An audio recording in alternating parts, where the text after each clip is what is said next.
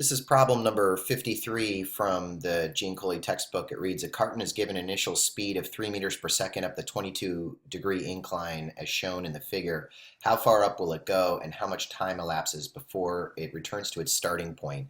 It does go on to say to ignore friction. I've made a quick sketch of it here. I'm going to start just like I would any sort of dynamics problem with a quick free body diagram. In this case, there's no friction. I know that I have a weight vector going down. That weight vector can then be resolved into its components. I'm going to have a y component of the weight vector and an x component of the weight vector. Keep in mind that this is relative to my new coordinate axis system. The coordinate axis system has been rotated so that the y-axis is now the perpendicular axis and the x-axis is the parallel axis, parallel to the incline. So there's one more force that should be on my free body diagram, and that is the normal force, F normal. Keep in mind that the box slides up the incline, but it slows down. The inertia of the box is not a force. There is no force going up the incline. Those are the only forces acting on the incline. Technically, there are only two, the normal force and the weight vector. If this had been a question that I had been explicitly asked to draw a free body diagram for, I would simply just draw the normal force going up like this and the weight vector going straight down. That's really the only two forces acting on the incline. But I wasn't, so let's go ahead and continue. After the free body diagram, I usually slow myself down and ask myself this question. Is the sum of the forces in the x direction and is the sum of the forces in the y direction equal to 0? The answer to the first one is no. I know that because the box is accelerated. It's going to slow down as it goes up the incline, and therefore it's accelerated. So I can say that the only force acting on the box in this case is in the negative x direction. I can say negative mg, and this is going to be the sine of theta because it's going to be the x component of theta. Since I'm on an incline, the weight vector, or at least the x component of the weight vector, references the y-axis, so I have to use the sine for the x component, and that's going to be equal to my net force.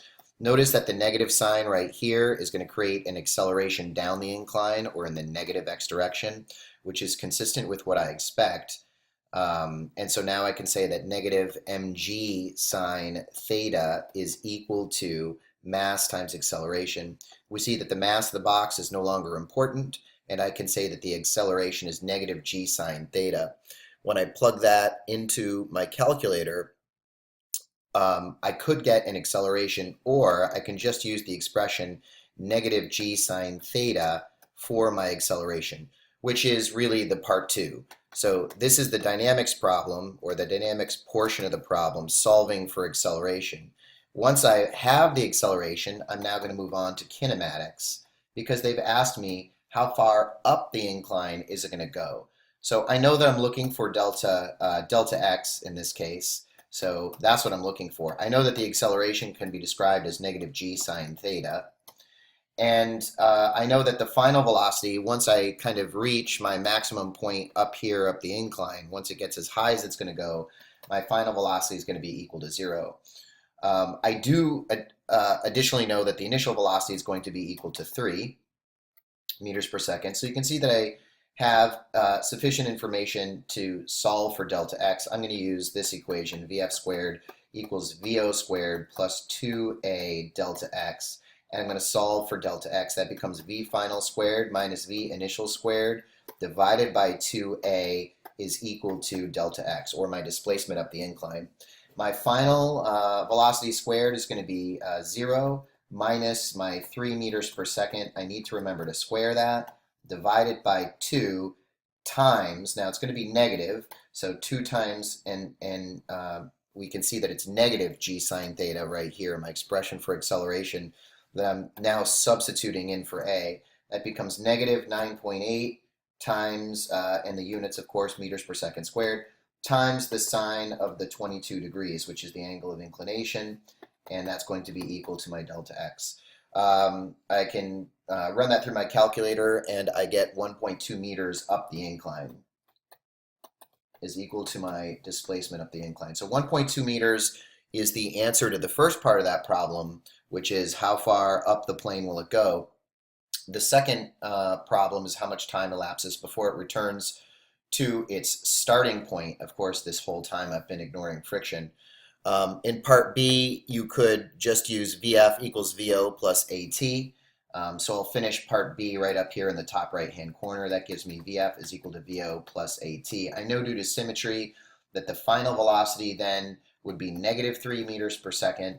The initial velocity is going to be positive 3 meters per second up the incline. The acceleration is going to be negative 9.8 meters per second squared times the sine of 22 degrees, and then I have to remember to multiply that by time. I'm going to solve for time. I get negative 3. I'm going to leave the units out here just for a second. Negative 3 minus 3, it's going to give me a negative number in the numerator, or negative 6. Negative 3 minus 3, of course, is negative 3 plus negative 3. And I'm going to divide that by negative 9.8 sine 22 degrees here in the denominator to solve for time. And when I run that through my calculator, I get 1.6 seconds being the total amount of time. So for part B, my answer is 1.6 seconds. For part A, 1.2 meters.